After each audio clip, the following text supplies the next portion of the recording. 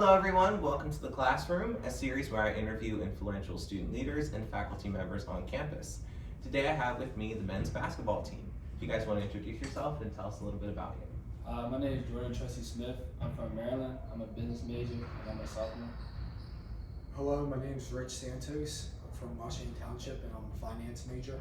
Hi, my name is Gavin Henry. I'm a junior from Sicklerville, New Jersey, and I'm a major in political science. Hi, my name is Cameron Downs, and I'm from Pemberton Township, and I'm a business major. My name is Stuart Pradia, and I'm going into my 4th year as head men's basketball coach here. It's great to have you guys on. So first question, and anybody can answer this. It's just about like being a student athlete in general. Like, how do you guys manage your busy schedules and the pressures of like having athletic success, but also academic success too? Like, how do you guys manage that? I would just say like time management is a big one. Like being disciplined about like knowing like if you want to have fun, sports, and like get your schoolwork done, you gotta like sacrifice probably the social life aspect. And then how do you like, so on the social life like part of it, like how would you say that affects like the overall experience of being like on campus? Because that's normally one of the things that people are most excited about. Like, how does that sacrifice, how does that work? Well, when school first starts and like you're kind of new, like as a freshman, like it's definitely an adjustment. It's not gonna be like, you know, like as it is in the movies, but as you like get used to it and you get like good time management, like you can balance it over. And then like, so would you say that you guys still are able to find like, you know, like on the team or different things like that? Are you still able to have that outlet in other places, or is it kind of hard to find that in general? For sure. I think being an athlete, it comes with its perks of being able to, people kind of know who you are, especially basketball is an important sport, a sport a lot of people like. A lot of people kind of gravitate to you because like, oh, you're on the basketball team, oh, I saw your game last night, and you kind of build relationships out of that. And just out of that, you have a larger support system, so after you've been here for a couple of years, it just keeps growing, and the social aspect and everything comes with being a student athlete. So. Yeah, no, that definitely makes sense, and I think having like just better visibility, it just makes it easier to get to know people, different things like that. So would you say that in terms of like the time management, what kind of strategies do you guys use to just stay disciplined in general? Because you guys have a lot on your plate. Well, me personally, I like to use my calendar on my phone. I use that a lot, like all the time, schedule my classes. Like when I have like breaks in between classes where I can get like shots up between stuff. Yeah, having a routine's a big part of it. Mondays, I know I'm gonna do this. Tuesday, I know I gotta be at practice at this time, so I'm gonna hit the weights at this time. So a routine's a big part of it too. Good to know, good to know. I gotta start getting on a routine myself. Okay, so then like in terms of the aspects of being a student athlete, what would you say is the most unique, like rewarding part of it, would you say? I think that it's just being able to learn how to manage your time in real life scenarios. I think we have an opportunity that a lot of students don't have, having to juggle so much during a certain period of time. It teaches you these life skills that just aren't available if you just wake up and go to class. Yeah, no, that makes a lot of sense, and probably teach you like leadership, different things like that too. Sure. Yeah, and this question is for you, Coach. So obviously you're a basketball coach, but you're not just a basketball coach, you're the leader for the players and everything like that. So when you see a certain player or even, you know, anybody on campus, if they're struggling academically or they want to get more involved with different things like that, how do you motivate them to perform in the classroom and in other ways as well as being on the court too?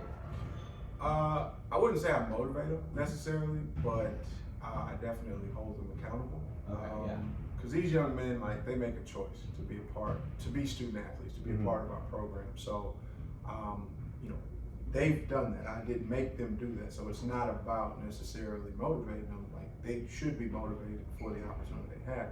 But I do hold the mirror up and like, hey, you said you wanted to do this thing, but you're not taking the steps to do that. And from there, I'm also an advocate to make sure they can get help where they need, where they know where to go. Yeah. Because we have a great support staff on campus, and they do a really great job of also holding the student athletes available, and I'm sure all the students. But I know I've had really positive experiences with everybody. These 4 guys don't really need it, but other young men that I've coached do. So I think Rutgers does a great job of providing that, and it's my job to hold them accountable with, basketball as kind of a motivator, if you will, but also just make sure they're getting the help that they need. And most importantly, making it an environment where they're not afraid to ask for help. Because I think a lot of times that's what gets kids in trouble is, you're kind of scared of the worst case scenario. Yeah. You don't ask for help, and as soon as you do, I'm not mad at you. We're here to help. So that was a long-winded answer, but No, yeah. you get the gist. But that's kind of what that's kind of what we're saying this semester to all of the students, is that you don't have to wait to ask for help. I mean, we're all in it together. That's Sure. the whole thing. We're trying to make the Learning Center and like student success in general just a part of being a student, not something that's like a last resort or anything like that. So yeah, I definitely hear that. And then I guess in terms of the resources that you were talking about, this is for anybody, but what would you say you want to see from us more? Like, we have a lot of resources, but we want to keep expanding and, serving you guys as best we can. So for student athletes specifically, what's one thing you would like to see? It could be tutoring, it could be student success, anything, anything academic support related. So 3 of these guys are new, but Gab might be able to speak to having the experience. But also y'all can speak to it, if there's something that you may need now that maybe you don't have, or maybe something could be better. So I'll go first, since I've been here for a little minute. Yeah. I think the Success Coach program, I think that you guys have been very helpful every time that I've needed you guys. It's been a quick response. So I don't personally have any complaints. I think you guys are doing a great job, and all I ask is just to continue to do a great job of helping us when we do need help. That's great to hear. Awesome. Anything y'all got? These Cool. guys are good students. So, I think like I said, my experiences have been really good. I would say probably the one thing might be more manpower, so that each of the coaches don't have so many young men like on their plate, young men and young women on their plates, because I think we have like 200 or 300 student athletes just in athletics. Yeah. And, that's a pretty big load for a handful of coaches. So. Awesome. I got 2 more questions. So one of them is related to the pandemic. I just wanted to know, how did it affect just the athletics program in general, and is it still affecting what you guys are doing?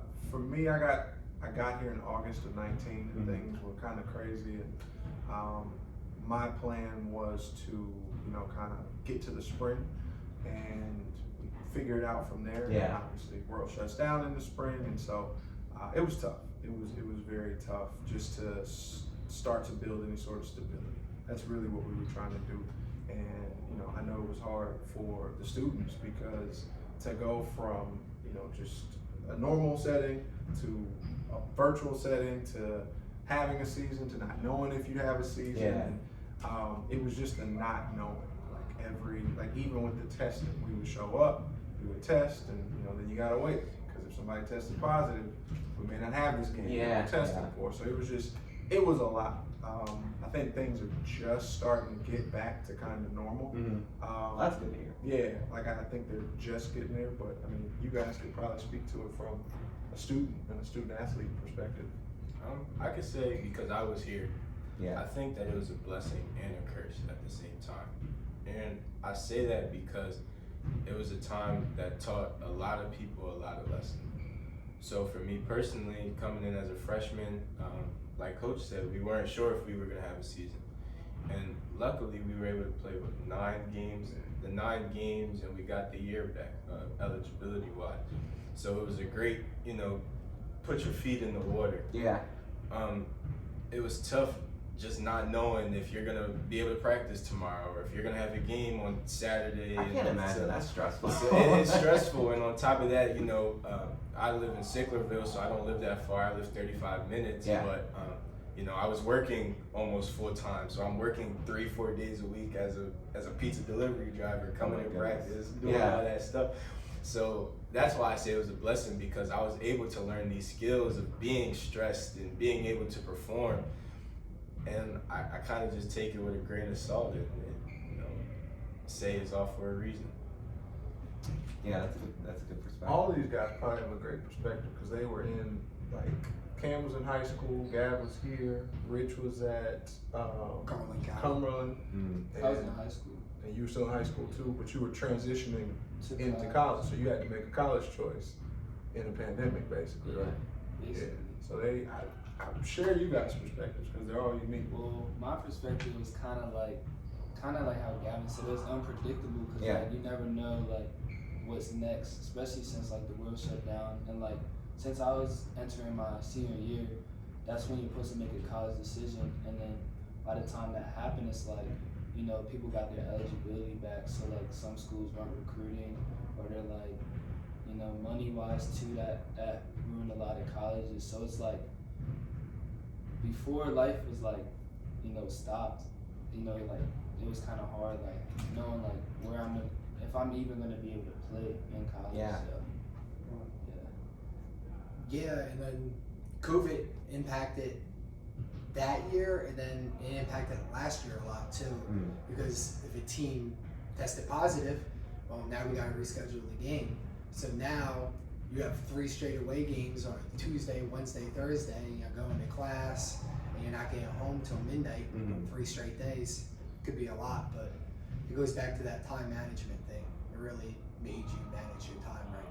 How are you guys able to be students with all that uncertainty? Like, I can't even imagine. How are you guys able to like manage that part? Because that's so different than just your regular workload. Like, there had to be so much additional stress on you guys specifically as student athletes at that time. I think it definitely is hard, but when I think for a lot of student athletes, the reason we come to college is to get a degree. Yeah. And I could say for me personally, that's my motivation, to get a degree and be able to be like, I was able to persevere and, you know, kind of make myself feel better and make everybody around me proud. Cam, what was high school like?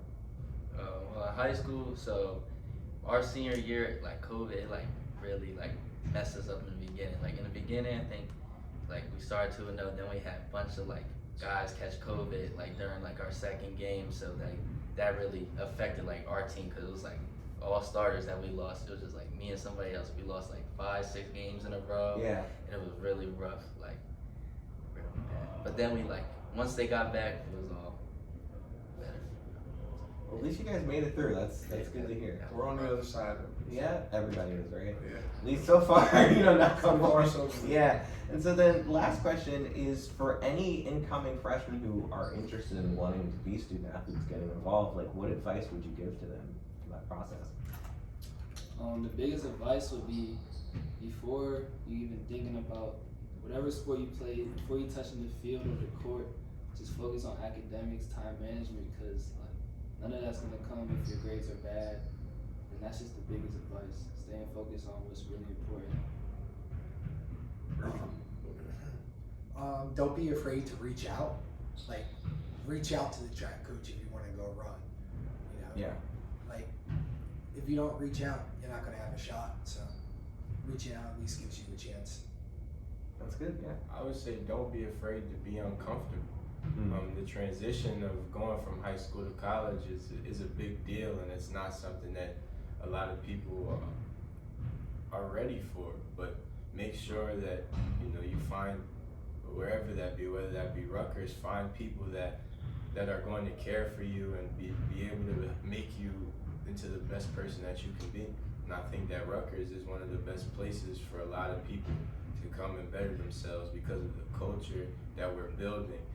Not only with basketball, but in the classroom as well. I've had great professors that don't hesitate to, we may come back late. The assignment was due at 12 o'clock. They don't care about, extending an assignment just for a little bit because they understand that you're human at the end of the day. So go where you feel comfortable and you feel loved. It's a big one, yeah.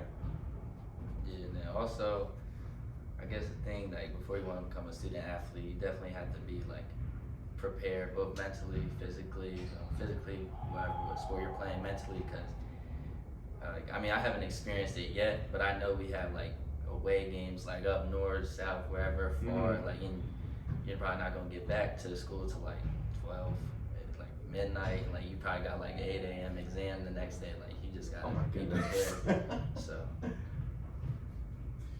I would say listen to your peers.